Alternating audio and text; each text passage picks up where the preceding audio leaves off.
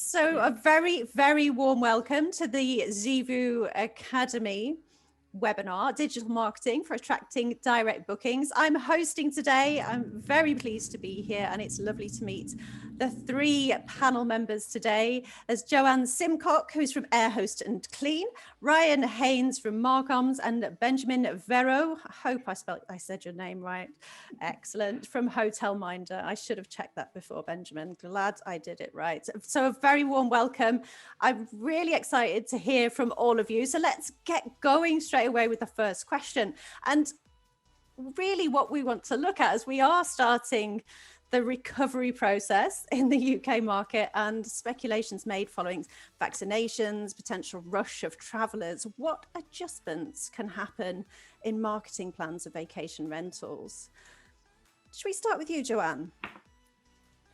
I knew you were going to say that. It's the only answer I haven't prepared, of course. But basically, when you say adjustments, I mean, I don't think it's adjustments. I think it's just a continuation of what we've been doing for the best part of 12 months.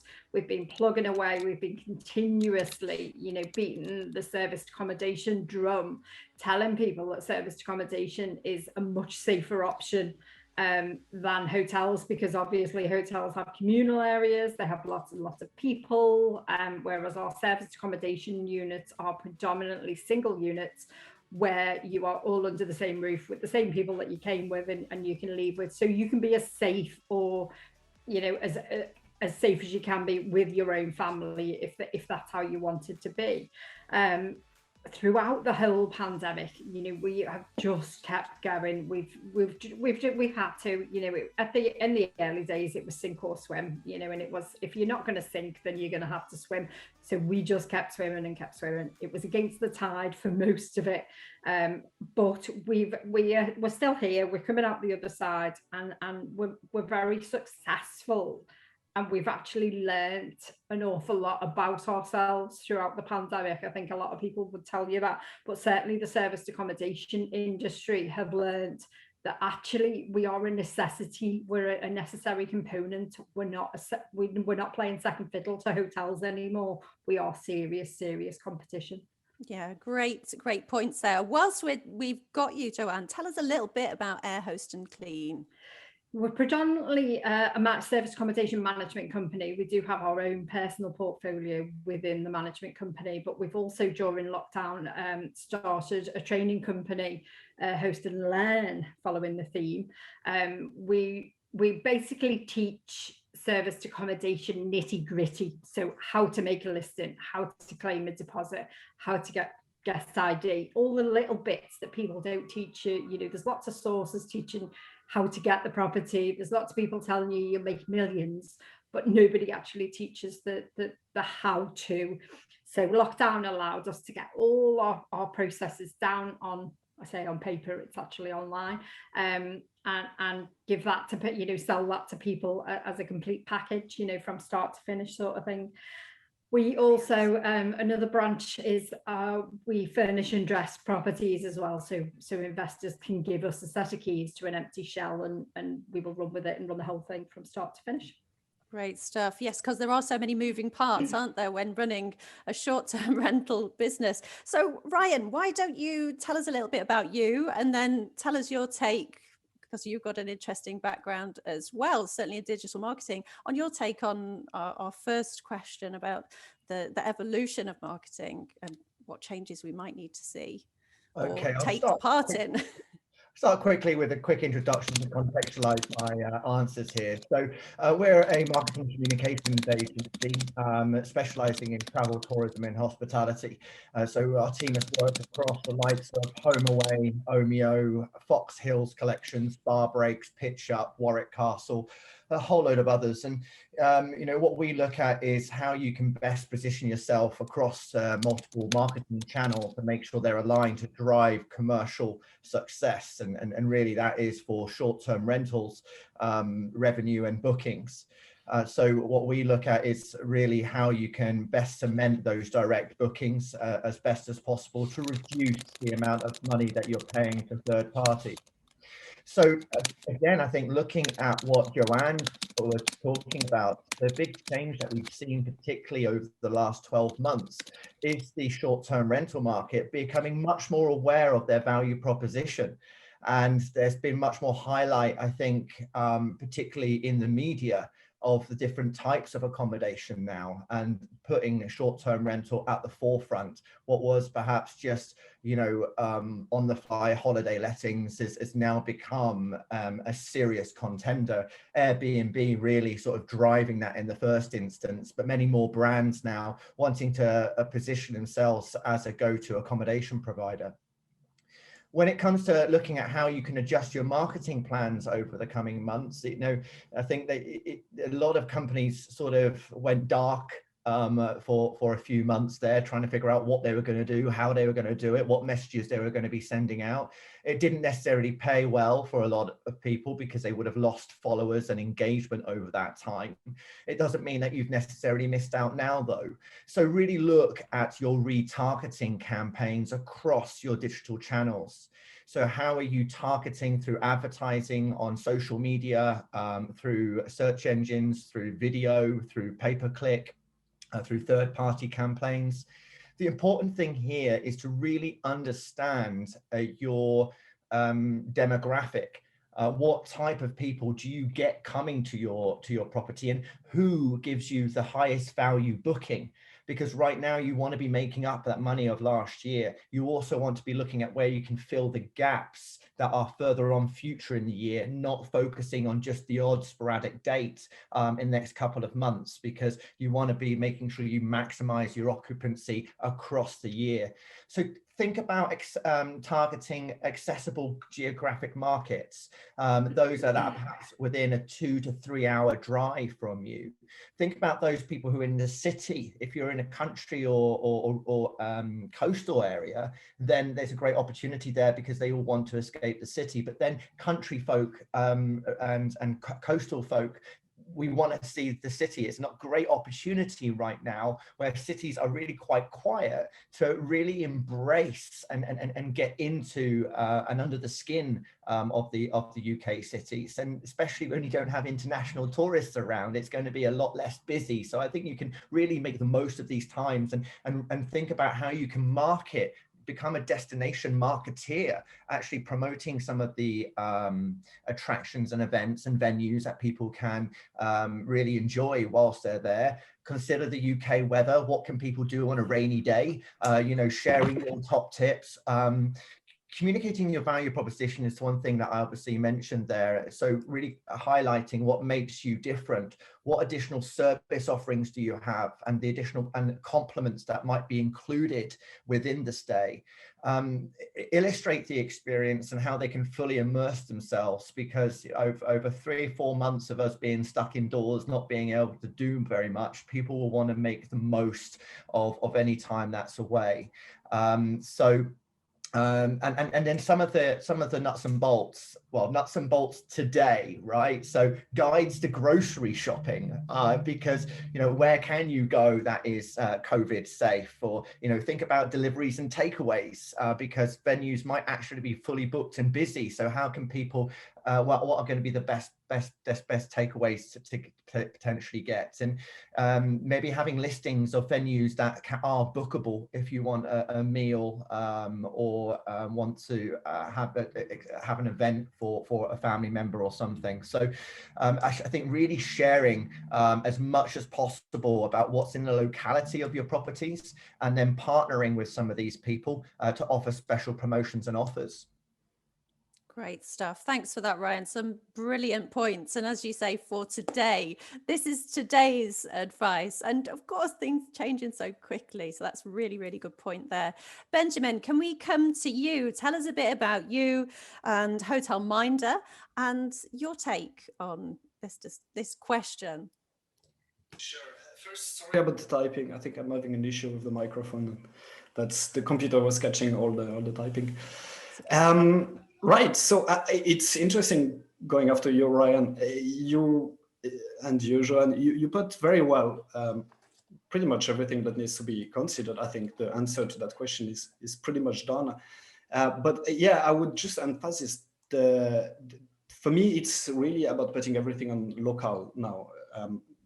As you said before, international is just for the summer is done. So it's very important to put everything in local and to be really as reactive as possible, as flexible with both the budget, the retargeting, as you said, the developing the local tourism, the local to local guests, right now, and be ready as soon as international travel opens to,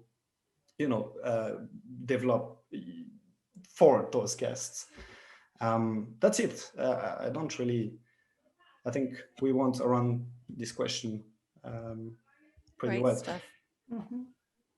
Oh yes, tell us a bit about you first before I ask any more questions. I forgot that.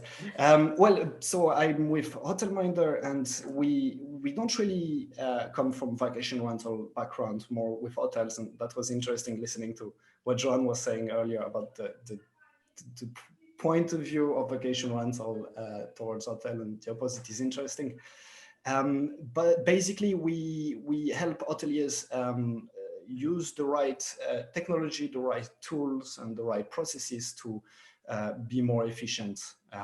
So that's about it. So we recommend applications, we recommend processes, and we put them in place.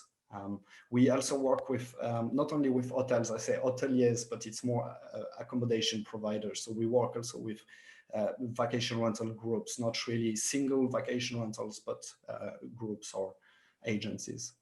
Got it. Okay, interesting. Thank you. It's good to see a different side and a different perspective, because I think, there's going to be some crossovers, most definitely. So when we're looking at best marketing practices that can really help short-term rentals start to reduce their dependency on the OTAs, the listing sites, and move more towards direct bookings, where would you say is the best place to focus your time right now? Because many people who've never taken on a direct booking or have even considered that might be a possibility. I mean, maybe we should start right at the beginning, because many come in. I mean, Joanne talks to people who've literally just come into the market, and they've got this property. They've suddenly found out there's a million moving parts. They've got to get all working. It's all on the OTAs, and they're like, right, what now? Yeah. Maybe the OTAs aren't working. Maybe the algorithm's changed. Maybe it's not getting as much exposure as they wanted. So where would someone start? Joanne, do you want to start? Yeah, of course. Yeah, this is something we've talked about quite recently on the course. We have a live Zoom every Thursday, and we focused on marketing on one of them a couple of weeks ago. And somebody said, if you only had an hour a week, where would you focus that for your marketing? If you could only set by an hour a week. Good and question. I said, to be honest with you, you are, with an hour a week, you need to target the guests that you've already got. It's no point cold calling people and saying, do you want to come and stay? Or, trying to make some, amazing Instagram posts or something. You've already got a database. Once you're up and running, even if you've only been up and running, 6-8 weeks, you've already got a database of people who you can target them. I know we are predominantly talking about the leisure market today, but certainly for contractors, our Monday to Friday contractor market is absolutely huge. And they're the people who are going to keep coming back week after week after week, because they have a reason to come back. Whereas, if people are coming to Liverpool for a weekend, the cousin's hen night, for example, they'll come, they'll have a drunken night out, and then they might come again the following year. They're not our repeat visitors. It's our contractors, our families who have got family who have got family in the area who can't accommodate them. They're the people we need to keep targeting, not the people who are going to come just once a year for a drunken night out sort of thing. So if you only have an hour a week, use the database that you've already got and that you will predominantly build up over the next few months, and make sure you are GDPR compliant, of course, and make sure they've ticked the box to say we have opted in rather than not tick the box. Thank you for that point. That was going to be one of my questions. How do you advise people to go about making sure that they have got that box ticked? And what is the box that needs ticking for people who are right at the beginning? It's where they sign up. So whether they come through your website or through your Facebook or through your Instagram, you know, your little pop-up that says, if you'd like adding to our marketing list, you know, please tick this box. Or if you don't want adding, please tick this box. You have to read it very carefully. In some cases, I've ended up with some junk and I thought, I haven't ticked the box. And actually it's if you don't. Sometimes it's if you do, and sometimes it's if you don't. So you must make sure that your pop-ups are all talking correctly, and that they are. So if you're using some sort of Zapier integration or some automation that takes it from your channel manager into your marketing MailChimp or whatever, there's a million others, that you are only taking people into there who you are allowed to target. That's quite important. Yeah, great point. Benjamin, what's your take?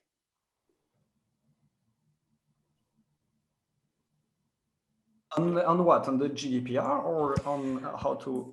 I mean, Joanne put it really, really well. If you've got a short amount of time per week to really start moving towards getting direct bookings, where would you suggest spending time from your perspective? I like the idea of the 1 hour week. It links to my my belief that keeping it simple is key. And I think the first step, if you have a little amount of time and to keep it simple, is to think about the objective. If the objective is to get more direct bookings, then so you set that as an objective and you work from there, as opposed to look online what others are doing. So it's really important to start with the objective. And then I think it's rather easy once you have the objective. Okay, I want to get more direct bookings. How do I get to that? Then it's easy to set up, to find targets, to find the next steps. And okay, here are a few that are simple. Make sure that you have a website that actually accepts direct bookings. It's really surprising, but even for hotels, even with the hotels I work with, in many cases, it's there, but sometimes it's a form that you need to fill and send. That's not good. You want a booking engine. Sometimes the booking engine is there, but just too complicated. So it needs to be there and it needs to be simple. And after that, you definitely need to make sure that it actually makes sense for the guest to book directly with you. And this is one step that so many accommodation providers forget. It's actually rather simple. As long as booking on your website is better for the guest, then it's fine. So there is many ways to do that, offering something for free, offering a better room, free early drinks on check-in, arrival. late check-out. Yeah, many things. And yeah, that's about it. It's really about keeping it simple and doing it step by step. So if you have 1 hour week, start with step 1 and week 1 and step 2 and week 2 and so on. But there is something else as well, which I think is important. It's fighting the OTAs. So what I'm saying is very often vacation rental and hotels have a very good relationship with, for example, the Booking.com account manager, and they're salespeople. They're really good at convincing the hotel to, have a special offer or give a special discount. And I think not listening to them is an excellent, in most cases, is an excellent, really good first step, because they manage in many cases to destroy this whole effort that the property is doing to attract direct bookings. I don't want to talk too much, so I'll stop here. But no, that's a really, really good point there. Very, very definitely. Anybody that you deal with at a listing site, an OTA, they're salespeople. That's a really, really good point. Yeah, great stuff. Thanks, Benjamin. Ryan, you come from a digital marketing background. So what's your take on how somebody could get started with their own direct bookings? Yeah, I mean, I've got a hotel background experience as well. And when I moved to work at HomeAway 10 years ago, you could see how they were starting to adopt a lot of the technologies that the hotel industry were using. The short-term rental market has almost leapfrogged the hotel market because hotels are still living on legacy systems and platforms and processes. And, if you're serious about direct booking, then you really need to get that plan into place and get the right support support and the right technology infrastructure. Now, if you've not been selling much on OTAs, I'd sort of advise you to avoid that and to look at listing websites and looking at partnerships and building the prominence of your website. If you've been working with OTAs already and you want to reduce that dependency, then it is about building that database and that following. You know, things are going to change over the next few years. So we had GDPR. None of us really like that. Third-party cookies are going to become a major issue over the coming years, which means you need first-party. So what does that mean? You need to own the data. Make sure you're capturing the data at any given point throughout your website journey. As Joanne mentioned, you want those pop-ups where people can enter in their emails. You want to make sure you're capturing their emails, their phone numbers, as much data as possible during the booking process. Even during their stay, trying to grab that information that then automatically completes a profile within a CRM. Now, you've got the basic ones like MailChimp just for emailing, which is perfectly fine for most companies, but you might want, if you're looking to grow, look at a platform maybe like HubSpot, which will enable you to develop more intuitive and comprehensive profiles so you can better target and segment your lists.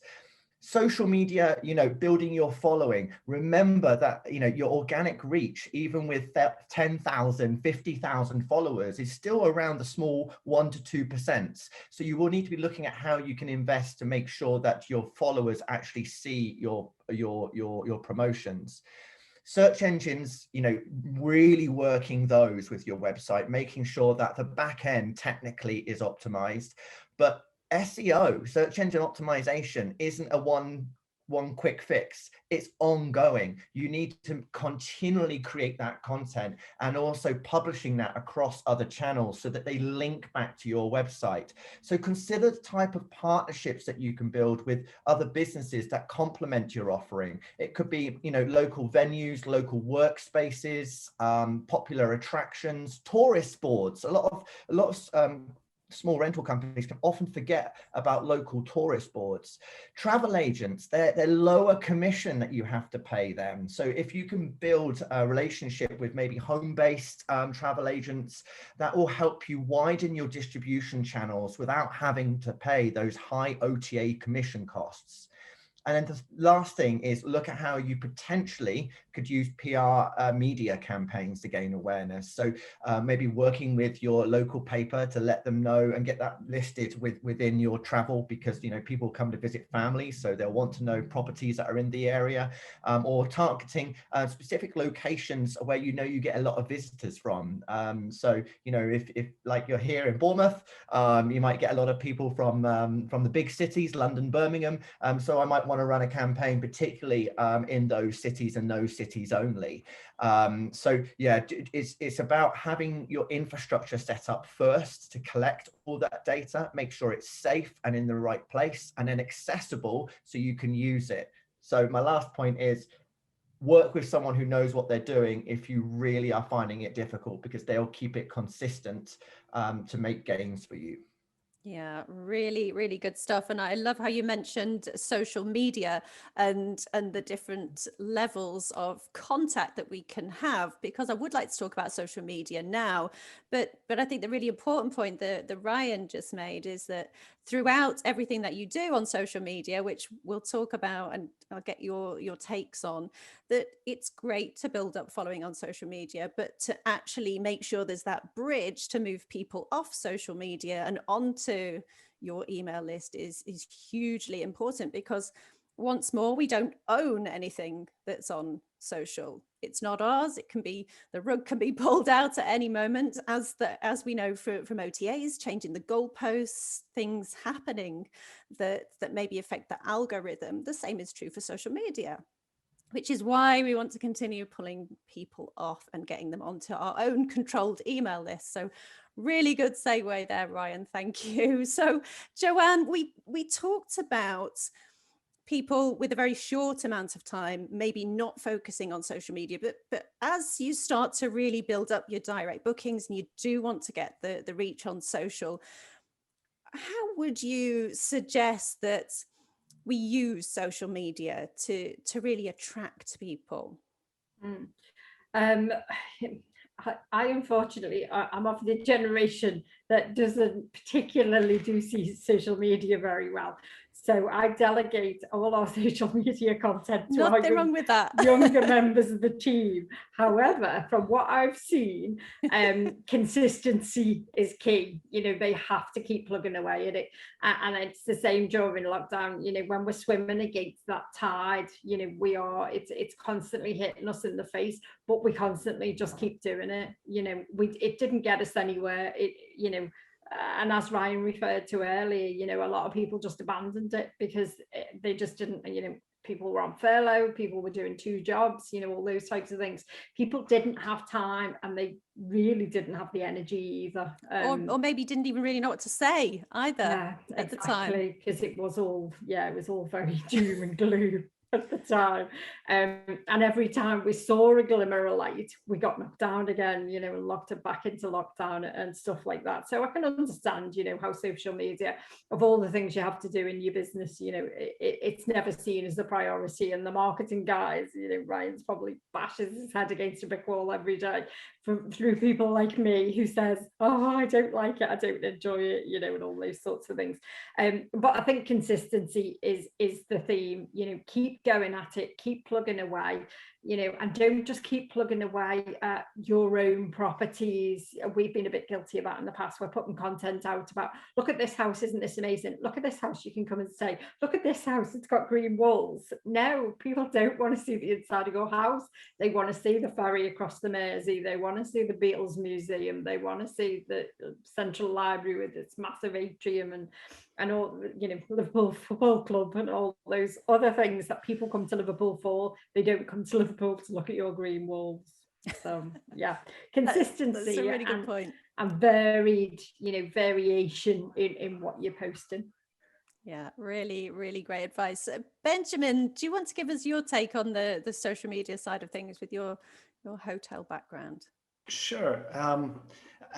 Definitely consistency is key, but I think if we just step a little bit, if we take one step back, it's really important on social media to simply have a strategy that makes sense. It's okay to use social media, it's a great thing, but you need to ensure first that it's better for you guys to book directly on your website or directly through you. I see many properties, small and big, communicating a lot on social media, doing it regularly, and ultimately it's not very clear where the guests should book. So that's the main message that one should have on social media, to communicate to the guests that they should book directly in a very fine, nice, pleasant, subtle way. Of course, not straight big message and big letters, but it should be simple. So the first thing is really the communication strategy should be aligned with the direct booking strategy. And then I think once it is, it's easier to create content. It's easy to communicate about it, about how better it is to book directly. And then to add to this, it's about, I think it's about giving value. We're in time of COVID, for example, giving tips on traveling with COVID is maybe a good way to communicate with your guests, things that they actually want, that they will find interesting.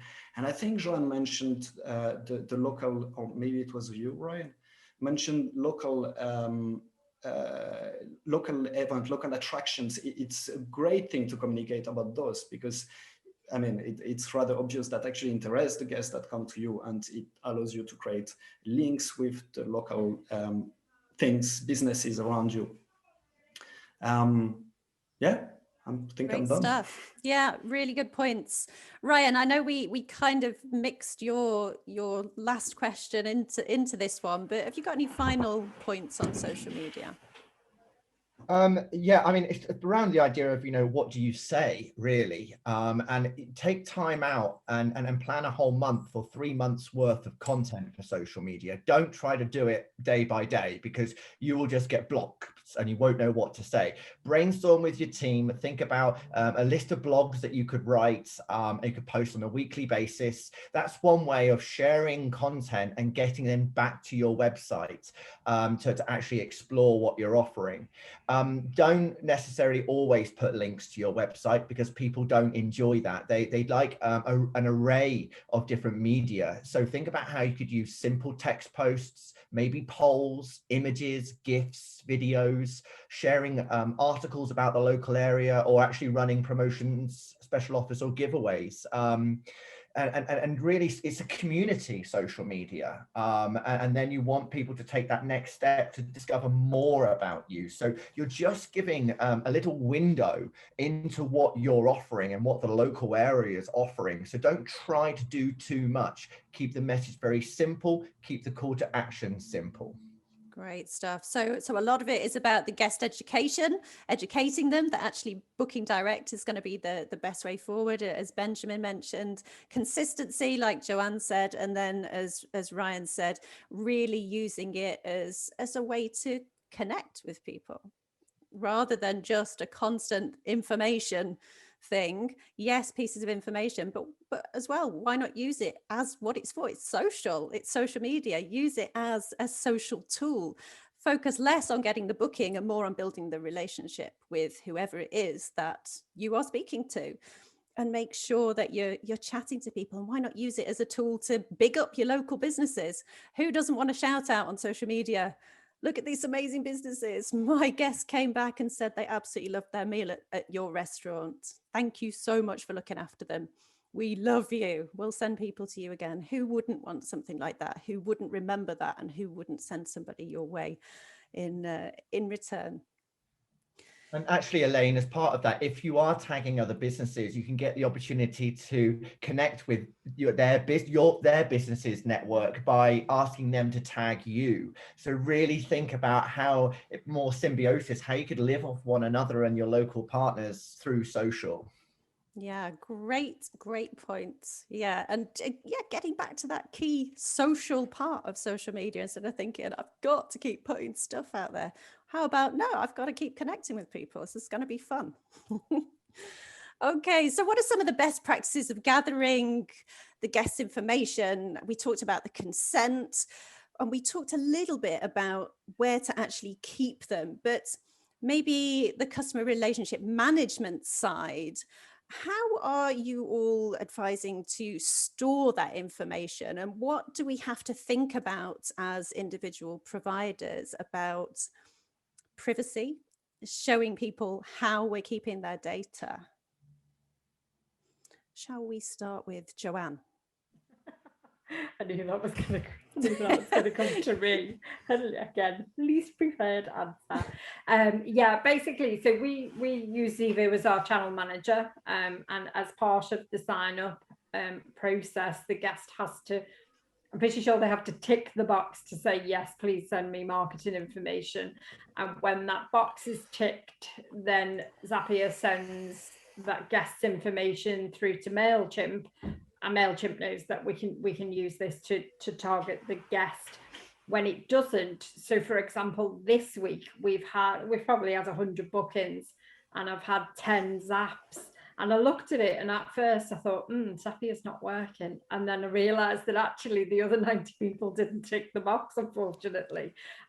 But it's okay, because we got 100 people coming in via other means. So they came in via Facebook or Instagram, or, lots of other on our other website. We've got a management page as well, and a learning page as well. So we did get lots and lots of customers ultimately. And it's just about keeping that safe. Companies like MailChimp, obviously, they are the data store, they're storing our data, so they have to be compliant, they have to be GDPR compliant. We have to be registered with the ICO, Information Commissioner's Office, and that sort of thing. So it's about keeping the data. We very rarely store data in paper form on our desk anymore. When I was in the corporate world, we had a clear desk policy, so people couldn't see client files on your desk and all that type of stuff. All that pieces of paper are now just stored in your computer. what if you lost your computer? Is all that guest information actually in there? You know, is it stored in the cloud or is it on your local hard drive? You also have to think about things like that, all those bits of paper in your computer. And I'm sure other people have got varying views of GDPR and are a lot more educated than I am, but that's my little bit of it. No, that's great, and we won't dwell on it too long because it can get a little bit tedious, and we do all know about it, don't we? Yeah. But yeah, I think that was a really good point after we covered it earlier, and then just to bring that back around and some really good points and different ways that you need to think about it there, Joanne. Ryan, I guess that's quite a big part of the day-to-day that you come across.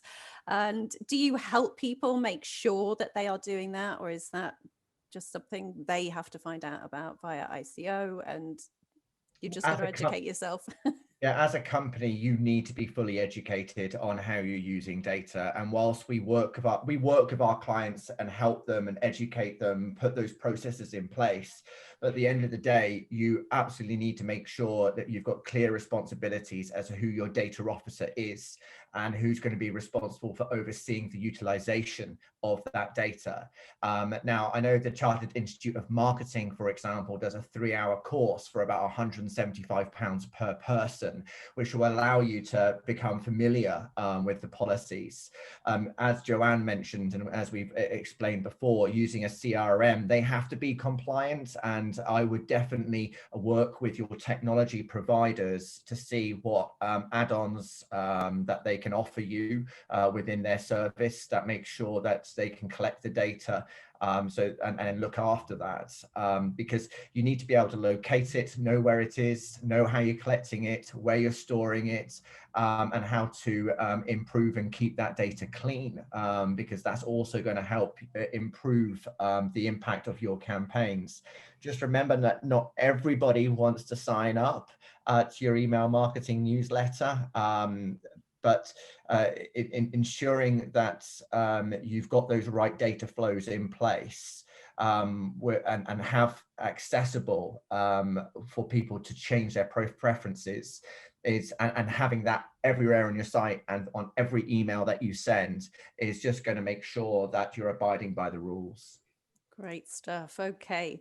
Well, let's head to Benjamin first for this next question, because I think just touching just something that you said earlier, Benjamin, where we started talking about direct bookings and educating guests about direct bookings and making sure that that is the best way for them to book with you, and it's not undermined by the OTAs asking you to drive your prices down for their gains.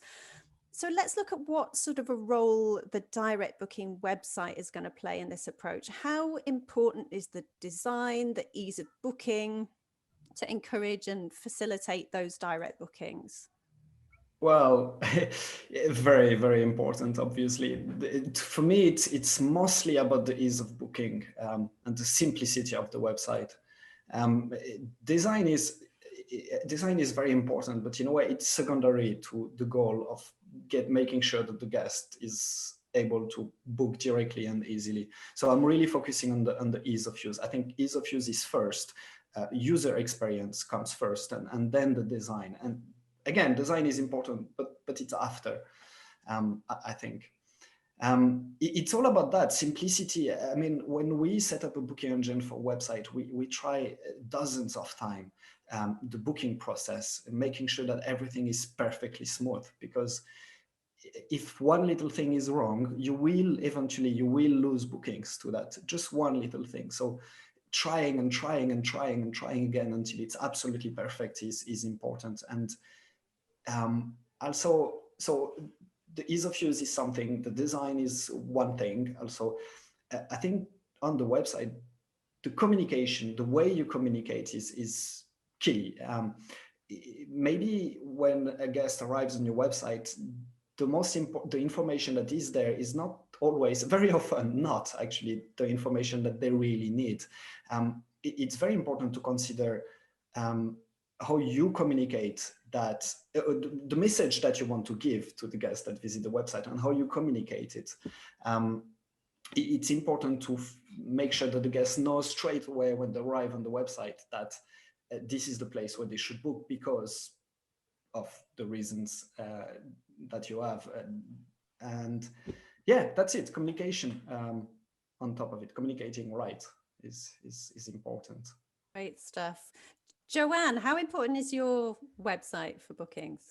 Gosh, it's probably behind our channel manager. It's the second most important thing in our armory, I think.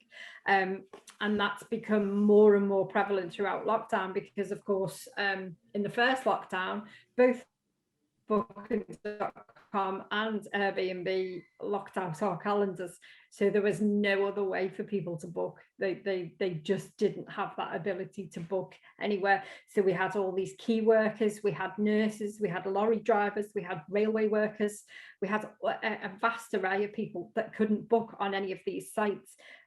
Booking.com closed us for about 2 weeks. Airbnb closed us for about 8 weeks and closed us again in the second lockdown, but Booking.com didn't. So our website was absolutely key. Before lockdown, we were probably about 10% direct and then 90 split between Airbnb and Booking.com. As of today, I've just done March's figures. As of today, we are now 60% direct, with about 15%, thank you, about 15% Airbnb, 15% BTC, and then around about 10% other. Now that's other operators, agencies, people who we'd never ever done business with before lockdown, but they had to come to us direct because there was nowhere else for them to go. So we're dealing with an actual booking agent who ordinarily booked via Booking.com, which seems crazy, but they were forced during lockdown to come direct to the operators. So the website, as I say, in terms of running serviced accommodation, is the second most important thing behind the channel manager, because obviously if we didn't have the channel manager, we wouldn't have the website. And I just made some notes earlier, and as Benjamin said, that the thing about the website is it's easy. It's got to be easy for the guest. If you make it difficult and you get them jumping through so many hoops and too many clicks, you've lost them. They've gone somewhere else. Go on something like the Travelodge's website. It's so easy. You put your dates in, you tell it how many people, and regardless of whether you've asked for one location, it gives you 12, and it tells you how far they are away from each other. Phenomenal. And it gives you bullet points. So what we've started doing on our website is doing bullet points. So instead of writing a whole load of waffle about how amazing our bedrooms are, we've now just literally put 4 bedrooms, 6 beds, sleeps 12, smart screen, smart TV, super duper fast broadband, whatever the speed is, because they're the sort of 6 things that people want to know straight away. They don't care that you've got a beautiful garden with a pergola and all this rubbish. They just need to know that they've got super fast Wi-Fi, a smart TV, and how many beds are we going to sleep, sort of thing. So it has to be easy. That's, I think, is the takeaway from this. Yeah, really, really good points. And that's another thing that, you mentioned looking at the Travelodge website. If you look at Booking.com or Airbnb, the ease of getting from property to booked, they take out as much as possible, as many things that can be whipped out, they just take them out. So there's the minimum barriers to actually making that final step and completing the booking. And I think there's a lot to be learned from that, most definitely. If we think about ourselves as well, how often do we want to be faffing and searching, and we want stuff now? We've got smartphones in our hands. We're used to immediate, knowing exactly what we need and being able to make a decision. So Ryan, anything to add just to round off that question? Well, I think a couple of things really is that now Joanne's got 60%, and she really wants to look at how she can maintain that 60% booking. I'll talk to you later. And then the other thing is, think about the property that you're working with. I agree that, having those bullet points are essential. But if you're selling a more luxury property, a more high value property, you really need to sell it as much as possible. And that is where the words, the video, the images come in. But for making your direct booking website perform, ensure all your communications that are off your site lead back to your website, particularly to a booking engine. The more links directed to your website from your social, digital marketing channels or third parties, the better search engine visibility you'll have, and you'll improve the domain authority. So how search engines consider the quality of your website. Making sure you optimize your SEO, as I mentioned earlier, regular content, and then technically as well, you need to constantly review this because Google's algorithms change on a regular basis. From a design perspective, I would far from encourage anyone building their own booking engine today. There are hundreds available. I would spend the time to look at them, what works for your brand, for the type of customer you're getting. Really spend time getting demonstrations, getting examples of other companies that have implemented that booking engine on the site, on their site, and spending that time just with booking engine providers to get right one that connects with your channel manager, that connects with your other digital marketing platforms. And I'm sure both Benjamin and Joanne can give more details there because of their experience, but that is essential for any booking platform. Great stuff. Yeah, really good points. And as we just come to the end, let's just have a final question, then we'll open up for any questions for anyone that's tuned in that would like to ask. But are there any new practices and tools maybe that are starting to emerge that we might have seen that are going to further enrich our digital marketing efforts? Joanne, you're going to hate me because I'm coming to you again. Of course you are, because I'm unprepared for this one. Yes. I couldn't actually think of anything new that I'm going to do, but I'm just going to keep doing what I did throughout lockdown. And that was what a lot of people didn't. It comes back to the consistency, keep plugging away at your target market, keep swimming against the tide. Well, the tide's coming our way actually at the moment, so it's quite nice. We're paddling. But yeah, just make a concerted effort to keep going, keep doing what you're doing, stay in your lane and don't get distracted by others as well. I think that's quite sort of in our industry, we're all distracted by somebody who's bigger or we perceive as bigger and better than us, who's smashing it out the park. Actually 9 times out of 10 they're not. They've just got a bigger voice than you have. So stay in your own lane, just keep doing what you're doing. If it's working for you, it's certainly working for us, and don't get distracted and just keep doing what you're doing, keep the consistency up and keep knocking it out. Great stuff. Really, really good advice. Thanks, Joanne. Benjamin. I love what you said, Joanne. Actually, keep it simple and keep it to yourself, and keep tracking. I agree very much. I like that. But I'd say I think there was a bit of a shift with COVID, and I think focusing on digital is kind of the way forward. I think people are less, we're having virtual meeting and it's totally normal. It wasn't so normal not so long ago, 1 or 2 years ago. Now people are really, guests are really open to things digital. They're more open now than ever to open their room with the mobile phone or to buy something that you try to sell them through an application, or to register, to check in online. Things like this, I think, are the future if you talk about how to enrich digital marketing efforts. I think slowly but surely, but not rushing, going straight away into full-on digital experiences is not good.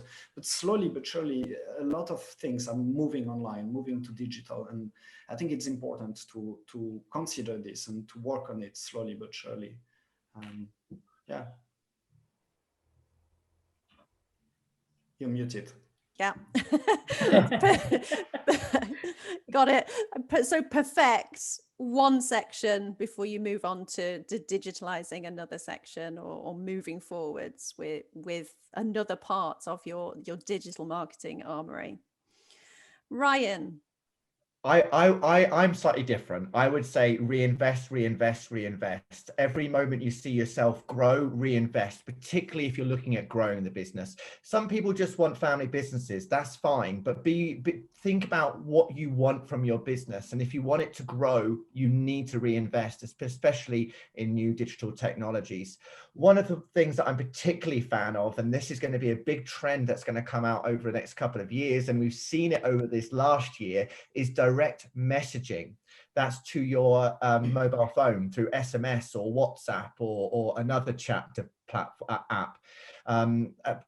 Platforms like Book Boost, for example, means that you can message and keep in contact with the guests as they're arriving at the property, when they're off the property. I think that it's got a higher conversion and open rate significantly than any email. And that's where you can provide a higher level of service, personalization, and special offers to gain ancillary revenue during the stay. Also, you will look at how you build the customer journey from the point of booking through the point of arriving home. So how can you engage with them in that process? And you can start to set up automated email messages to your guests. So you don't actually have to fire them off yourself. You can have them all set up to be scheduled at a specific point within their stay.